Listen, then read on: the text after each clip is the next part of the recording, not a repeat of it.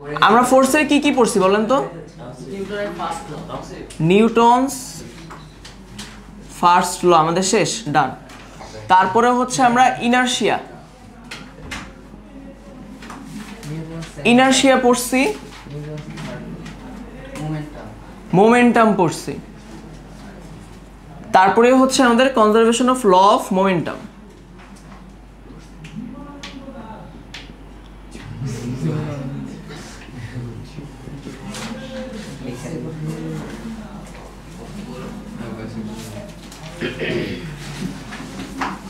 আর হচ্ছে আমাদের conservation of law of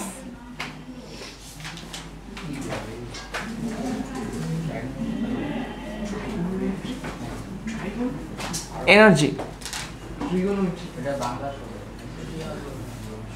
আচ্ছা সবাই খেয়াল করেন, সবাই খেয়াল করেন। আপনারা হচ্ছে এইটুকু হচ্ছে বুঝছেন আশা করি, সবাই হচ্ছে এইটুকু থেকে হচ্ছে কনফিউশন। ওকে আচ্ছা এখন বলে রাখি, এইটুকু হচ্ছে কি আমাদের বলছিলাম আগে ক্লাসে মনে হয়, এটা আমাদের টাইপ 1 এর। তিনটা কেস পড়ছিলেন আপনারা, দুইটা অবজেক্ট পাশাপাশি সামনে আগাচ্ছে, একটা এ অবজেক্ট একটা বি অবজেক্ট। ওকে আচ্ছা দেখেন এখন সবাই বুঝেন, দুইটা অবজেক্ট পাশাপাশি সামনে আগাচ্ছে, একটা অবজেক্ট এ একটা অবজেক্ট বি। ধরে নেন হচ্ছে এ অবজেক্টের ভেলোসিটি হচ্ছে 10 মিটার পার সেকেন্ড আর বি অবজেক্টের ভেলোসিটি হচ্ছে 2 মিটার পার সেকেন্ড। খেয়াল করেন সবাই। আচ্ছা কি হচ্ছে, ওরা সামনে আগাচ্ছে, তারপর একটা সময় কি হবে বলেন তো, 10 মিটার পার সেকেন্ডের অবজেক্টটা এই অবজেক্টটাকে ধাক্কা দিবে না? এটাকেই বলা হয় কি আমাদের কলিশন। তাহলে দেখি আপনারা তো কলিশন পারেন না? আচ্ছা পারেন না, আচ্ছা ওকে দেখেন তাহলে কি হলো, খেয়াল করেন এইখানে হচ্ছে আমার কলিশন ঘটলো, তারপরের স্টেপে কি হবে?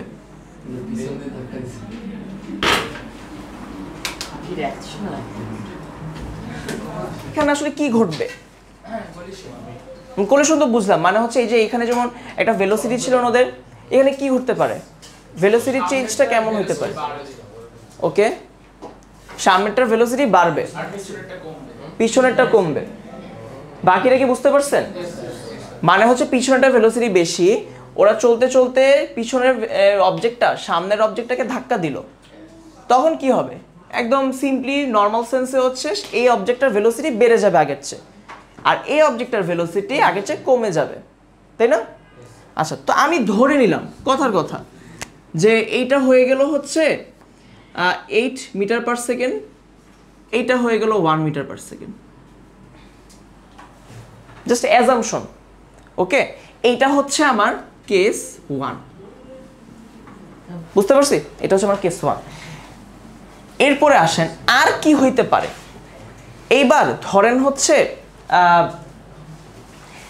ওরা এরকম আলাদা আলাদাভাবে না গায়া কি করলো, ধরেন আপনি হচ্ছে ঢাকা থেকে চট্টগ্রাম যাচ্ছেন, তো আপনি হচ্ছে একটা প্রাইভেট কারে যাচ্ছেন, তো কি হইলো, পিছন থেকে একটা ট্রাক আসলো, ট্রাক এসে হচ্ছে আপনার প্রাইভেট কারে সজোরে ধাক্কা দিল, তারপর ট্রাক হচ্ছে প্রাইভেট কারটাকে ধাক্কায় সামনে নিয়ে যাচ্ছে।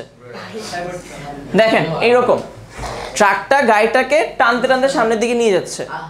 তাহলে দেখেন তো এখানে এই যে এই দুইটা অবজেক্ট, যদি আমি ট্রাক আর এই গাড়িটাকে চিন্তা করি, তাহলে কি হবে, ওরা একই সাথে আগাবে না। এটাকে আমরা বলি হচ্ছে কম্বাইন্ড ভেলোসিটি। তার মানে হচ্ছে এখানে কি ঘটবে, কেস 2তে আমার হচ্ছে একই সাথে ওরা আগাবে। এটা আমার কেস 2। কি বলতেছি এটাকে? Combined velocity. ওকে সবাই তুলে ফেলেন, এইটুক তুলে ফেলেন যতটুকু করছি। পরেরটাতে যাই আমরা। না এই যে দেখেন তো, এই যে বলি ফার্স্ট কেসে হচ্ছে ওরা আলাদা আলাদা ভাবে আগাচ্ছে, এটার ভেলোসিটি কমে গেছে, এটার ভেলোসিটি বেড়ে গেছে, মানে এখানে আসার পর ওকে ধাক্কা দিছে, তখন এটার ভেলোসিটি বেড়ে গেছে, বাট এটার ভেলোসিটি কমে গেছে। দেখেন এখানে কত ছিল, কমছে না? আচ্ছা সেকেন্ড কেসে কি হয়েছে, একটা একটাকে টেনে নিয়ে যাচ্ছে, কম্বাইন্ডলি আগাচ্ছে ওরা, বুঝতে পারছি? আচ্ছা, এবার থার্ড কেস আসেন। থার্ড কেস কি হইতে পারে? আচ্ছা এখন খেয়াল করেন, সবাই খেয়াল করেন, এখানে কি হয়েছিল, এখানে একটা অবজেক্ট খুবই ছোট আর একটা অবজেক্ট কি অনেক বড়। ধরে নেন হচ্ছে এই অবজেক্টটা খুবই ছোট 2 গ্রাম, আর এটা হচ্ছে 100 কেজি। সবাই বোর্ডের দিকে তাকান, বুঝে নেন আগে, বুঝে নেন। দেখেন এখন কি হলো, ধরে নেন হচ্ছে 2 গ্রাম অবজেক্টটার ভেলোসিটি হচ্ছে 20 মিটার পার সেকেন্ড। এরপর 100 কেজি অবজেক্টটার ভেলোসিটি ধরে নেন হচ্ছে সাপোজ 5, ওকে 5 হলে তো করে 5 মিটার পার সেকেন্ড। খেয়াল করেন, এটা 20, এটা 5, এটা 2 গ্রাম, এটা 100 কেজি।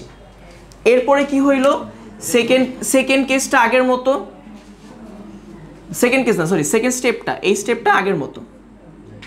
তারপর কি হইলো, এই পাশে যখন আসবে কি ঘটবে, কোয়েশ্চেনটা ছিল হচ্ছে 2 গ্রামের একটা ছোট একটা অবজেক্ট 20 মিটার পার সেকেন্ড ভেলোসিটিতে আগাচ্ছে সামনের দিকে, বি গ্রামের একটা 100 কেজি অনেক বড় ম্যাসের একটা অবজেক্ট একটা 5 মিটার পার সেকেন্ড ভেলোসিটিতে সামনে আগাচ্ছে।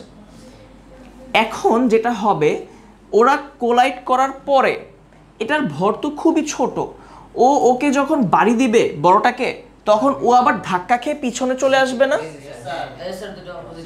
হ্যাঁ, এক্স্যাক্টলি এই কারণেই ও বললো যে অপোজিটে চলে আসবে। দেখেন এখন কি হচ্ছে, ছোট অবজেক্টটা পিছনের দিকে চলে আসতেছে আর বড়টা সামনের দিকে। এটা আসলে অ্যাজাম্পশন, বাড়তে পারে কমতে পারে, এটা এখন যাই না, জাস্ট বোঝানোর জন্য বললাম। ওকে, কেস 3টা ইম্পর্টেন্ট, এটা তুলেন, এটা আমাদের কেস 3 আছে। এটা অ্যাপ্রক্সিমেট লিখছি, ঠিক আছে? আমরা যখন ম্যাথ করব তখন অ্যাকুরেটলি বোঝা যাবে আসলে কি হচ্ছে।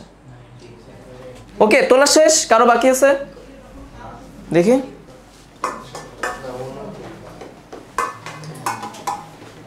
সবার ডান? ওকে, আচ্ছা আমরা অনেক কিছু শিখে ফেলছি। এখন দেখেন, আপনার এটা তো খাতায় তোলা আছে, তাহলে আমি নিচেরটা মুছি, উপরে একটা থাকুক। আচ্ছা এখন আসেন, আপনাদেরকে দুইটা জিনিস মনে রাখতে হবে।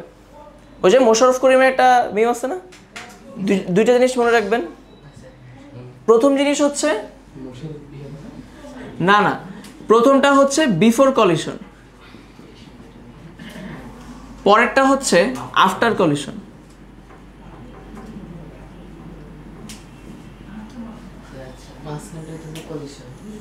হ্যাঁ, সবসময় মনে রাখবেন এই conservation of momentum, conservation of energy ম্যাথগুলো করার সময় সবসময় এটা মনে রাখবেন। কোয়েশ্চেনে আমাকে খুঁজতে হবে কলিশনের পূর্বে কি হয়েছে আর কলিশনের পরে কি হয়েছে। ওকে, আচ্ছা এখন আসেন, এই যে কেস 1টাতে বিফোর কলিশনে কি কি হয়েছিল, ধরেন আমি এখানে ধরে নিলাম হচ্ছে অবজেক্ট এ এর mass of object A equals to m1, mass of object B equals to m2,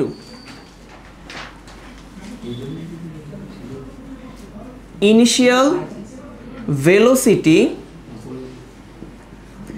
of object A কি নাম দিব বলেন?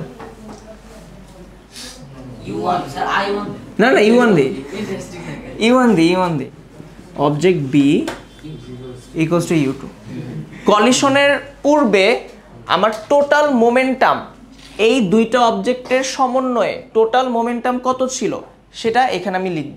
কি হবে, আমাকে হেল্প করেন একজন, আমি পাই না। বলেন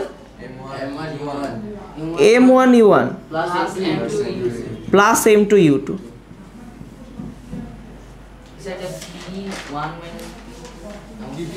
আসবে ওইটা আসবে। আচ্ছা দেখেন, হ্যাঁ এখন দেখেন, ল অফ কনজারভেশন অফ মোমেন্টামটা হচ্ছে এই বিফোর কলিশনে যে টোটাল মোমেন্টামটা পাওয়া যায় আর আফটার কলিশনে যে টোটাল মোমেন্টামটা পাওয়া যায়, সেই দুইটা মোমেন্টাম ইকুয়াল হয়।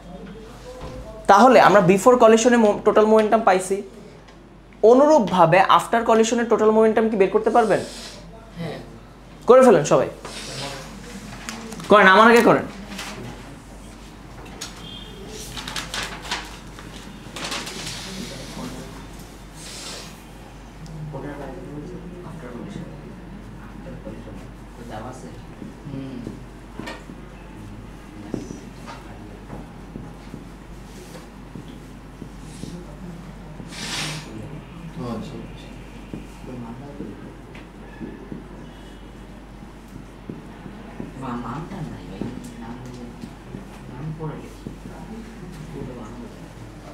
A এর mass of object A equals to m1, mass of object B equals to m2,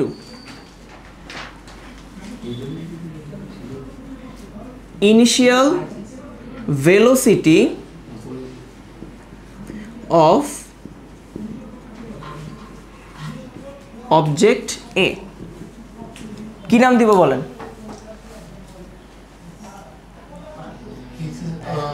U1 the? U1 sir I1 না না U1 দি, U1 দি, U1 দি। ইনিশিয়াল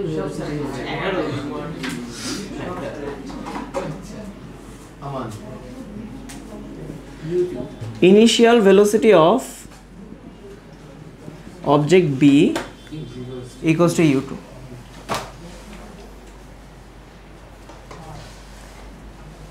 তাহলে আমাকে এখন বলেন তো, আপনারা তো মোমেন্টাম পড়ে আসছেন, সো আপনারা মোমেন্টাম পারেন, তাহলে এই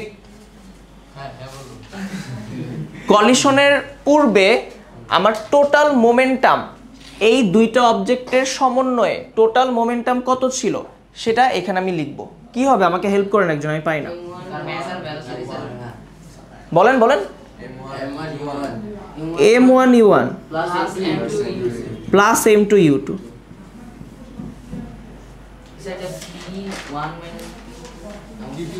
আসবে আসবে, ওইটা আসবে। আচ্ছা দেখেন, হ্যাঁ এখন দেখেন, ল অফ কনজারভেশন অফ মোমেন্টামটা হচ্ছে এই বিফোর কলিশনে যে টোটাল মোমেন্টামটা পাওয়া যায় আর আফটার কলিশনে যে টোটাল মোমেন্টামটা পাওয়া যায় সেই দুইটা মোমেন্টাম ইকুয়াল হয়। তাহলে আমরা বিফোর কলিশনে টোটাল মোমেন্টাম পাইছি, অনুরূপভাবে আফটার কলিশনের টোটাল মোমেন্টাম কি বের করতে পারবেন? হ্যাঁ করে ফেলেন সবাই, করেন, আমার আগে করেন।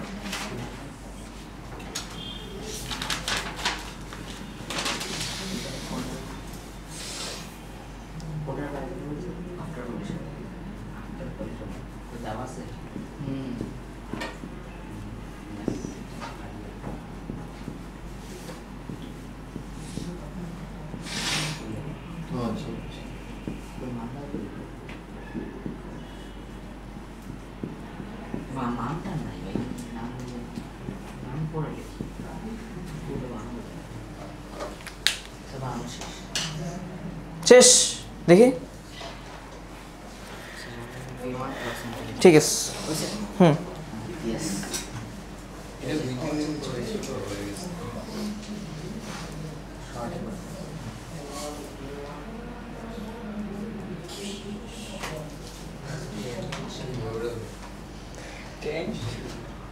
তানিম, আফটার কলিশনে ম্যাস অফ অবজেক্ট এ কি হবে? mass of a object A হ্যাঁ কমবে। হাই হাই after collision জাহিন সেম থাকবে সেম থাকবে, mass কেমন কমবে? তাইলে তানিম বাড়ি খেলে কি ওই এক পার্ট আমি বলি শোনো শোনো শোনো, ম্যাচ তো চেঞ্জ হচ্ছে না, ম্যাচ কি চেঞ্জ হচ্ছে? এখানে m1 m2 এখানেও m1 m2 থাকবে। হ্যাঁ ওকে ওকে ওকে, তাহলে আফটার কলিশন টোটাল মোমেন্টাম কি হবে? m1 আমার এ অবজেক্টের টোটাল মোমেন্টাম প্লাস বি অবজেক্টের মোমেন্টাম, তাহলে কি হচ্ছে? স্যার আফটার কলিশন স্যার ম্যাচটা কোন জায়গায় প্লাস m2 v2 তাহলে অবজেক্টে ডাইরেক্ট চলে যায় তো এই ডাইরেক্ট মোমেন্ট হবে অবজেক্ট খালি দিয়ে দেবে বাড়ি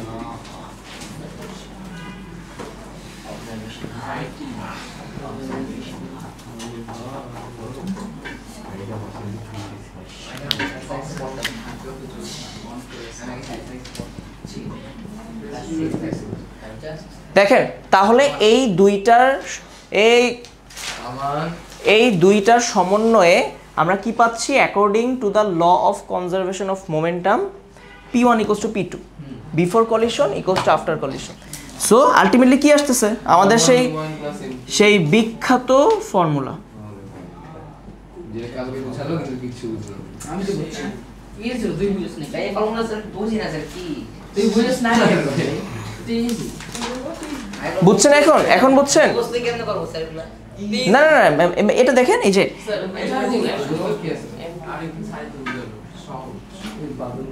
তুমি তো পারো থিওরিটা যদি আপনি না বুঝেন তাহলে তো ম্যাথ করতে পারবেন না, এই জন্য এটা করানো।